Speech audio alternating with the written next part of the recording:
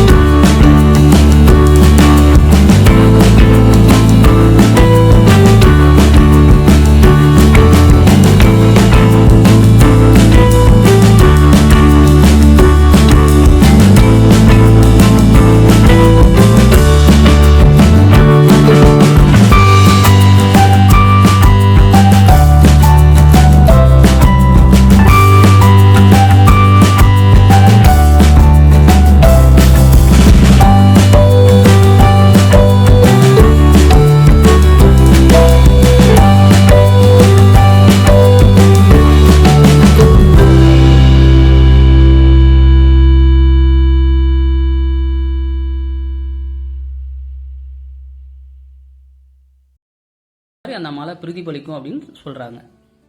அப்படிப்பட்ட ஜீவராசிகளோடது ஞானிகளோட பாதம் பதித்து இந்த மலை புனிதம் அடைஞ்சிருக்கு அப்படின்னு சொல்றாங்க. நாட்டின் தென்கோடி மூலையில் இருக்க ஒரு பெண் சிவனையே மணப்பம் அப்படின்னு சொல்லிட்டு விடாப்பிடியா நிக்கிறாங்க. தன்னை ஈசனுக்கே உரியவராய் நினைத்து ஈசன் இந்நாளுக்குள் அடைய வேண்டும் என நினைத்து ஈசன் வராது போனால் நான் உயிர் துறைப்பேன் அப்படின்னு சொல்றாங்க. இதனை அறிஞ்ச ஈசன் வந்து அங்கிருந்து கிளம்பி அந்த அம்மாவை பார்க்கறதுக்கு வராங்க. ஆனால் வர்ற வழியிலே சில தூர தொலைவில் ஈசன் பல பேரோட கூட்டுச்சதியால் தடுத்து நிறுத்துறாங்க. அதனால ஈசன் வராமல் போறாரு. அதனால அந்த பெண் வந்து பார்த்தீங்கன்னா நின்ற இடத்திலேயே உயிர் திறக்கிறாரு. இன்று கூட அவர்கள் கன்னி கோயிலால் நின்ற இடத்தில் கன்னியாகுமரியில் உயர்ந்து நின்று பக்தர்களுக்கு காட்சி புரிஞ்சிட்டு இருக்காங்க. அந்த பெண் தன்னால் குறித்த நேரத்தில் போக முடியவில்லையே அப்படின்னு சொல்லிட்டு சிவன் என்ன பண்றார், தன் கவலையை போக்குறதுக்கு ஒரு இடம் தேவைப்பட்டது. இதனால வெள்ளையங்கிரி மலை மீது உச்சியில வந்து அமர்றாரு. இங்க வந்து பாத்தீங்கன்னா அவர் தியானத்திலையும் அமரல, ஆனந்தத்திலையும் அமரல, ஒருவித கோபத்திலையும் மனச்சோர்விலையும் கவலையிலையும் தான் வந்து இங்க வந்து மலை உச்சியில அமர்றாரு. எங்கெல்லாம் சிவன் வந்து அமர்ந்தாரோ அந்த இடம் எல்லாம் வந்து பாத்தீங்கன்னா பக்தர்கள் கைலாயம் அப்படின்னு சொல்லிட்டு அழைப்பாங்க. அதனால வெள்ளையங்கிரி மலையை தென் கைலாயம் அப்படின்னு சொல்லிட்டு பக்தர்களால் அழைக்கப்படுது. மலை ஏறத்துக்கு ரொம்ப கஷ்டமாகவும் சிரமமாகவும் இருக்கும். நம்ம பார்த்துட்டு இருக்க இவங்களே ரொம்ப கஷ்டப்பட்டு தான் ஏறிட்டு இருக்காங்க. இந்த மலையில் இருக்க படிக்கட்டுகள் வந்து பார்த்தீங்க அப்படின்னா சுமார் ஒரு 1000 படிக்கட்டுகள் இருக்கும். இந்த 1000 படிக்கட்டுகளை கடந்து தான் மலையை கடக்க வேண்டியிருக்கும். இந்த மூங்கில் குச்சின்றது எதுக்காக அப்படின்னா மலை ஏறுறவங்களுக்கூட 3வது கால் அப்படின்றது அதுதான் நம்மளை தாங்கி பிடிக்கும். மலை ஏறும்போது காலே அதை தான் நம்ம வைப்போம். ஏன் அப்படின்னு பார்த்தீங்க அப்படின்னா ஊன்றதுக்கு அது நமக்கு தேவைப்படும். பாதைகள் ரொம்ப மோசமாகவும் கரடு முரடமாகவும் இருக்கும். இதையெல்லாம் தாண்டி தான் நம்ம பயணிக்க வேண்டியிருக்கு. நாங்கள் மலை ஏறும்போது வந்து பார்த்தோம் அப்படின்னா 3 விதமான பருவநிலை மாற்றத்தை நாங்கள் பார்த்தோம். கீழே இருக்கும்போது வெயிலாக இருந்தது, மேலே ஏறும்போது லைட்டாக மழை வந்தது, உச்சியில் போகும்போது வந்து பார்த்தீங்கன்னா சூறைக்காற்று, பனி எல்லாமே பெஞ்சிட்டு இருந்தது. அது தெரியுது இல்லையா ஒரு கோவில், அதுதான் வெள்ள விநாயகர் கோவில். அங்கே போகிறதுக்குள்ளார ரொம்ப சிரமமாக இருக்கும். பாறைகள், கற்கள், குண்டு குழியுமாக இருக்கும். மரங்கள்லாம் விழுந்து போயிருக்கு. இதெல்லாம் தாண்டி தான் அங்கே போகணும். அங்கே போனோம் 2வது மலையில் வரவேற்கிறதுக்காக இந்த விநாயகர் நம்மளுக்காக காத்துட்டு இருக்காரு. இங்கே வந்துட்டோம் அப்படின்னா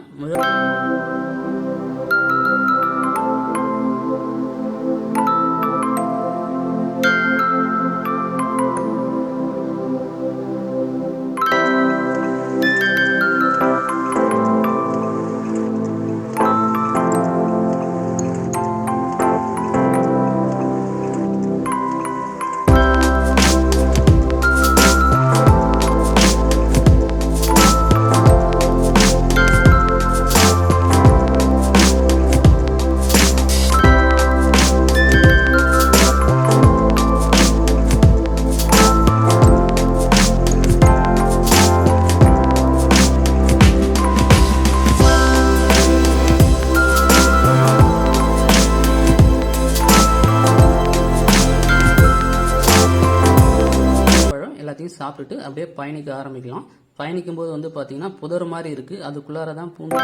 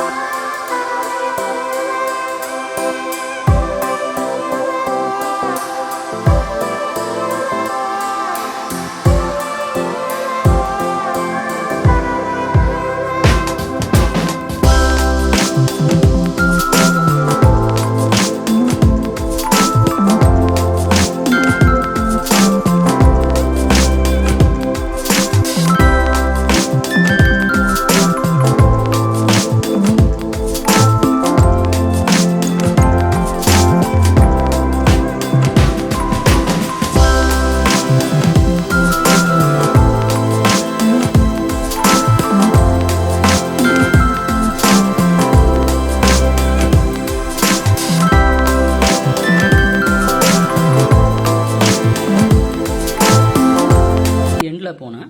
அதனால் வந்து பார்த்தோம் அப்படின்னா நிறைய கடைகள் அப்படின்றது கம்மியாக தான் இருந்தது. அதனால் மேலே ஸ்நாக்ஸ் அப்படின்றதெல்லாம் எதுவுமே இருக்காது. கொஞ்சம் ஒரு சில கடை எங்கேயோ தான் இருந்தது. அதனால் நீங்கள் வர்றீங்க அப்படின்னா உங்களுக்கு தேவையான ஸ்நாக்ஸ், வாட்டர் பாட்டில் எல்லாமே நிறைய வாங்கி பேக் பண்ணிக்கோங்க. ஏன்னா மேலே கடை இருந்தாலும் ரேட்டுன்றது அதிகமாக விற்பாங்க. அதனால் நீங்கள் கீழே இருந்தே வாங்கிட்டு வர்றது பெஸ்ட் எனக்கு கேட்டால்.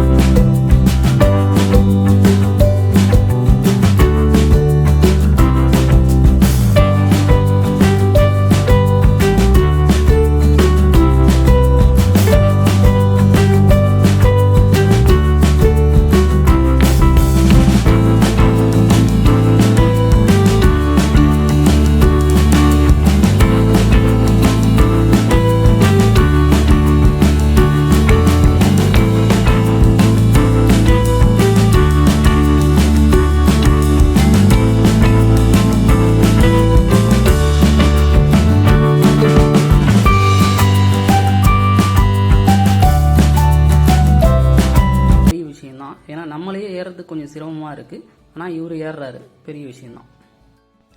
சில பேர் ஷூ போட்டுட்டு ஏறலாமா அப்படின்னு யோசிப்பீங்க. அது அவங்களோட விருப்பம்தான். இங்கே கோவில் நிர்வாகம் சார்பாக அவங்களை எதுவும் தலையிட மாட்டாங்க. நீங்கள் பார்த்தீங்கன்னா சாமி பார்க்குறீங்க அப்படின்னா மேலே மலை உச்சியில் அப்போ கழட்டி வச்சுட்டு சாமியை பார்க்கணும்.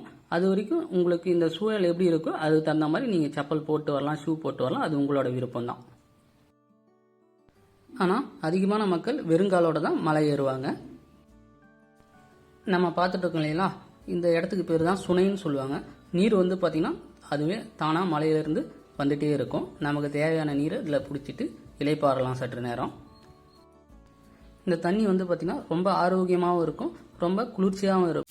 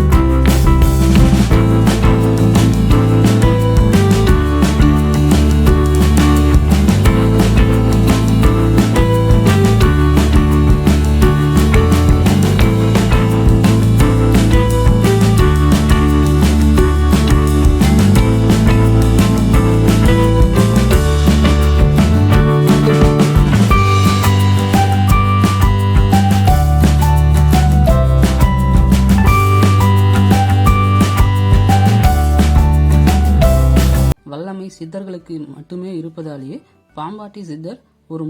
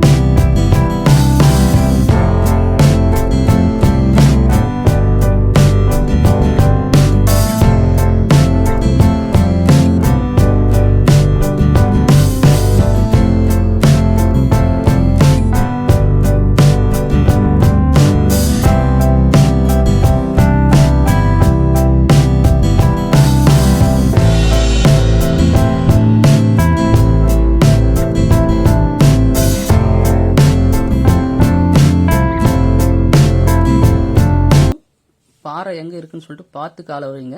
ஏன்னா எஜ்ஜில் வச்சிங்க அப்படின்னா அந்த கல்லோட எஜ்ஜில் வச்சிங்கன்னா உங்களை சறுக்கி விட்டுரும், கீழே விழுந்து அடிப்பறதுக்கு வாய்ப்பு இருக்குது. மலை ஏறி வரவங்களுக்கு இந்த மாதிரி சமதளமாக இருக்க கொஞ்சம் இடத்த பார்த்தாலும் ஒரு பெருமூச்சு நிம்மதி கிடைக்கும். இதுதான் அவங்கள ஆசுவாசப்படி.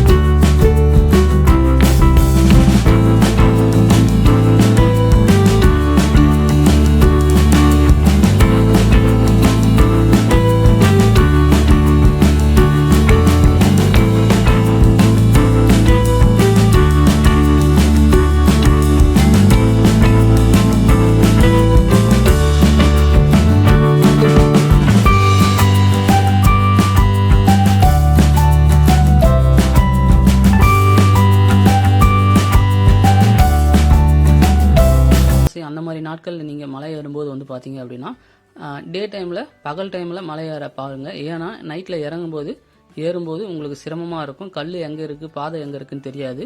அதனால் நீங்கள் பகலில் ஏறுறது தான் உங்களுக்கு பெஸ்ட்டான டைமாக இருக்கும். நீங்கள் எதுக்கும் சேஃப்டிக்கு ஒரு சின்ன டார்ச் வாங்கிட்டு போங்க. ஏன்னா நீங்கள் பகல்லே ஏறிடுவேன், இறங்குறது சீக்கிரம் இறங்கிடும் அப்படின்னு சொல்லிட்டு போனாலும் டார்ச் கையில் வச்சுக்கோங்க. ஏன் அப்படின்னா முன்ன பின்ன உங்களுக்கு இறங்குறதுக்கு கொஞ்சம் டைம் ஆனாலும் டார்ச்சோட உதவியால் நீங்கள் கீழே இறங்கலாம் ஈஸியாக. நீங்கள் மலை ஏறுறீங்கன்னா ரெயின் கோட்டோ ஜர்க்கினோ இல்லாமல் மலை ஏறாதீங்க. ஏன் அப்படின்னா மேலே ஏற ஏற எப்போ மழை பெய்யும் எப்போ பனி பெய்யுனே சொல்ல முடியாது. மேகக்கூட்டங்கள் நம்மளை கடந்தே போகும். அதனால தான் சொல்கிறேன், ஒரு சேஃப்டிக்காக நீங்கள் ரெயின் கோட்டும் சரி ஜர்க்கினும் சரி ஏதோ ஒன்று எடுத்துக்கோங்க. அதே மாதிரி மொபைலை சேஃப்டி பண்ணுறதுக்காக ஒரு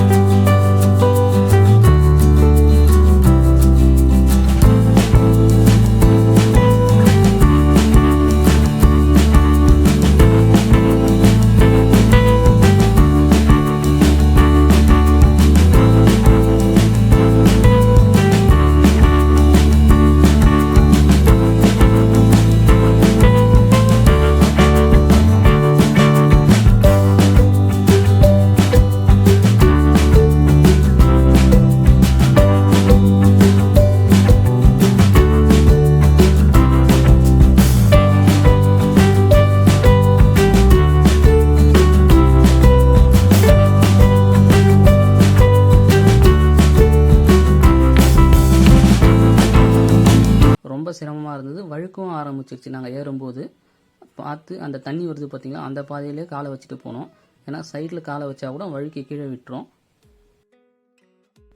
நிஜமாகவே உங்களுக்கு அட்வென்ச்சரான ஒரு ட்ரெக்கிங் வேணும், லைஃப்பை எக்ஸ்ப்ளோர் பண்ணணும், என்ஜாய் பண்ணணும், ரியலைஸ் பண்ணணும் அப்படின்னு சொன்னீங்க அப்படின்னா அதுக்குண்டான பர்ஃபெக்டான பிளேஸ் வந்து பார்த்தீங்கன்னா இதுதான்.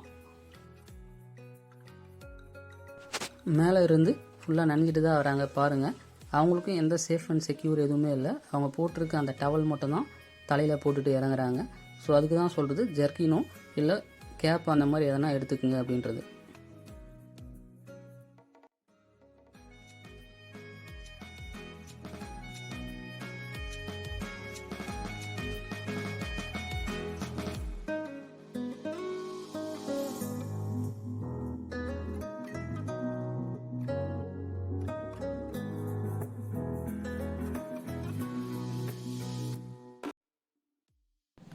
இது வந்து பார்த்தீங்க அப்படின்னா 4வது மலை. இங்கே வந்து பார்த்தீங்கன்னா சமதளமாக தான் இருக்கும். பக்தர்களை கொஞ்சம் ஆசுவாசப்படுத்துறதுக்கு இந்த இடம் உதவும். அதுவும் இல்லாத இது வந்து மண்மலையாக இருக்குது. ஒரு புறம் அடர்ந்த காடும் மறுபுறம் பாதாளமாகவும் இருக்குது. இங்கே இருக்க 4வது மலையில் வந்து பார்த்தீங்கன்னா ஒட்டர் அப்படின்ற ஒரு சித்தரோட சமாதி இருக்குது. நாங்கள் வர வர மழை கொஞ்சம் அதிகமாக தூவ ஆரம்பிச்சிருச்சு. அதனால் அங்கே இருக்க ஒரு கொட்டாயில் உள்ளார போயிட்டு கொஞ்சம் ரெஸ்ட் எடுக்க ஆரம்பித்தோம். எல்லாத்தையும் சேஃப் அண்ட் செக்யூர் பண்ணுறோம், மொபைல் எல்லாத்தையும்.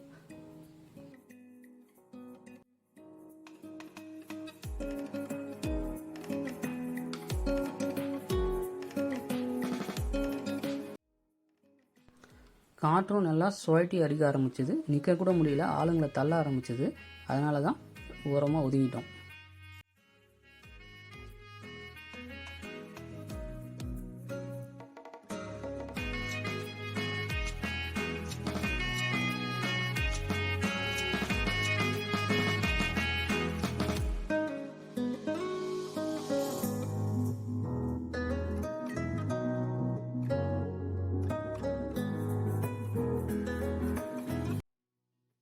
மலை ஏறி வர்றவங்களுக்கு வந்து பார்த்தீங்க அப்படின்னா இந்த இடம் தான் ஒரு பேரானந்தமாக இருக்கும். ஏன் அப்படின்னா படிக்கட்டு எதுவுமே இல்லை, ஒரே சமதளமாக இருக்குது. அவங்களுக்கு இந்த மாதிரி இடம் கொஞ்சம் கால் வலியை போக்குறதுக்கு ஈஸியாக இருக்கும். இன்னொரு முக்கியமான விஷயம், உங்களுக்கு கால் வலிக்குது அப்படின்னா தயவு செஞ்சு உட்காராதீங்க, நின்றுக்கிட்டே இருங்க. ஏன்னா உட்காந்தீங்க அப்படின்னா எந்திரிக்கும் போது இன்னும் பெயின் அதிகமாக இருக்கும், நடக்க முடியாது.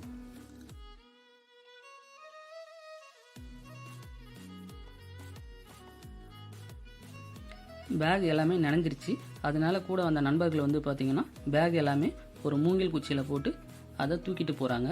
இருந்தாலும் அதுவும் ரொம்ப சிரமமாக தான் இருக்குது. அந்த முயற்சியும் எங்களுக்கு தோல்வியில் தான் முடிஞ்சுது.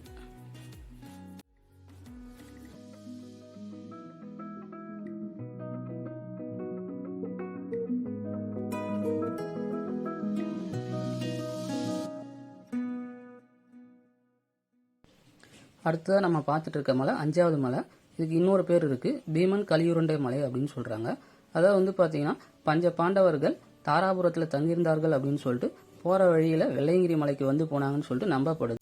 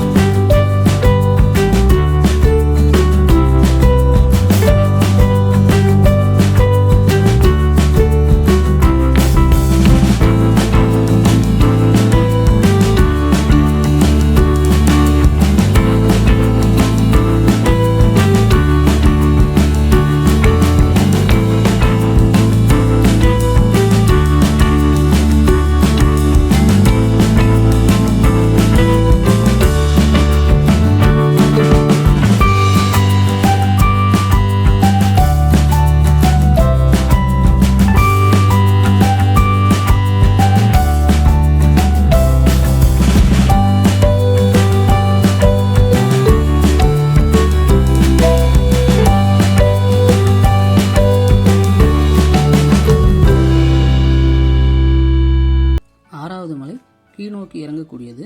இங்கே பாயக்கூடிய சுனை வந்து நீலி ஆற்றில் சேருது. இங்கே குளிக்கிறது வந்து ஒரு மறக்க முடியாத சுகமான அனுபவமாக இருக்குது அப்படின்னு சொல்லிட்டு பக்தர்கள் சொல்கிறாங்க. 5வது 6வது மலையில் வெள்ளை மணல் கொண்டது. எனவே பக்தர்கள் வந்து பார்த்திங்கன்னா இதை திருநீர் அப்படின்னு சொல்லிட்டு சொல்கிறாங்க. இந்த திருநீற்றை மலையிலிருந்து வீட்டுக்கு எடுத்துகிட்டு போயிட்டு அவங்க பூஜித்து பாவிக்கிறாங்க, வீடுகளுக்கு எடுத்துகிட்டு போகிறாங்க. கரையோரத்தில் இருக்க இந்த லிங்கத்தை வழிபட்டுட்டு அப்படியே தண்ணி இருக்கிற இடத்த நோக்கி போகலாம். அப்படி போகும்போது வந்து பார்த்தீங்க அப்படின்னா அங்கே தண்ணிக்கு அடியில் வந்து பார்த்திங்கன்னா ஒரு லிங்கம் இருக்கும். அந்த லிங்கத்தை வழிபட்டுட்டு இந்த தண்ணியில் நம்ம குளிக்க ஆரம்பிக்கலாம். அப்படி குளிக்கும்போது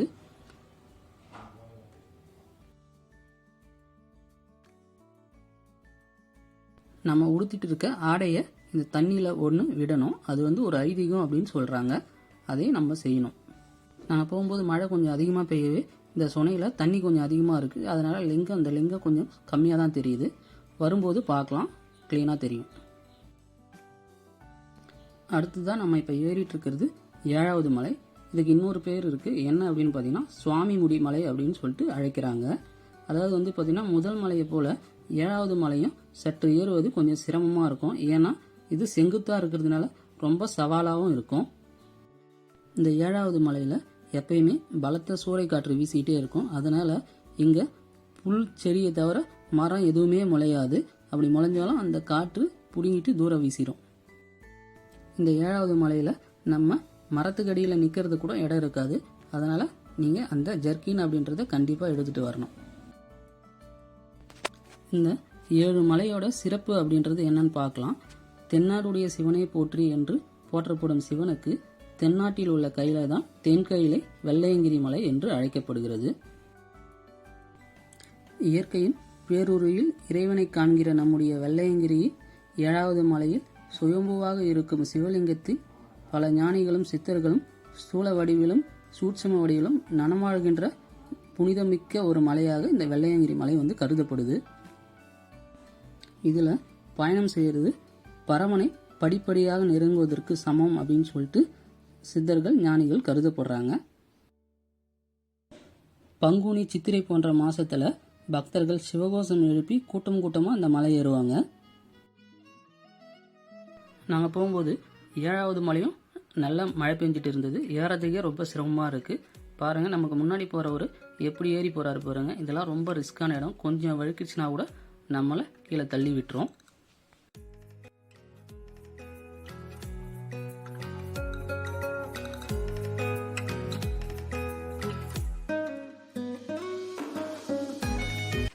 ஏழாவது மலையின் உச்சியில் 3 பெரும்பாறைகள் ஒன்று சேர்ந்து தோரணம் போல் அமைஞ்சிருக்கு இயற்கையாகவே.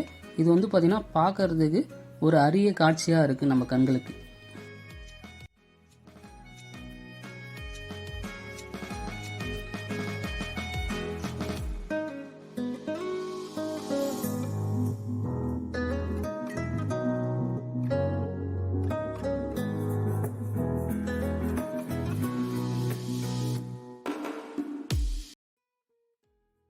ஏழாவது மலையில் உச்சியில் இருக்க சுயம்புவாகவே தோன்றியிருக்கும் ஐயன் ஈசனே வெள்ளையங்கிரிநாதன் என்று அழைக்கப்படுகிறார். மலையேறி வந்த களைப்பும் நாம் தானா ஏறி வந்தது என்ற மலைப்பும் பறந்து போகும் வண்ணமாய் அடர்ந்த வனங்களின் மடியில் உயர்ந்த மலையின் நடுவில் யுகம் யுகமாய் கோயில் கொண்டிருக்கிறார் என் ஐயன் ஈசன். இந்த வெள்ளையங்கிரி சாரலில் பிறந்தாலும் சரி இறந்தாலும் சரி முக்தியே கிடைக்கும் என்று பக்தர்களால் நம்பப்படுது. வெள்ளையங்கிரியில் உள்ள மலையையோ அல்லது அந்த லிங்கத்தையோ வழிபட்டவர்கள் அவருடைய வாழ்க்கையில் அறம், பொருள், இன்பம், வீடு ஆகிய பலன்களை கிடைக்கப் பெறுவார்கள் அப்படின்னு சொல்லிட்டு ஞானிகளால் கருதப்படுது, பக்தர்களாலையும் நம்பப்படுது. நாங்கள் மலை ஏறி வரும்போது வந்து பார்த்தீங்கன்னா ஒரு நல்ல சாரல் மழை பெஞ்சிட்டு இருக்கு. பனியும் கூட சேர்ந்து பெஞ்சிட்டு இருக்கு. ரொம்ப சிரமமாக தான் இருந்தது மேலே ஏறி வர்றதுக்கு. இருந்தாலும் வந்துட்டு ஐயனை காண்றதுக்கு வந்துட்டோம்.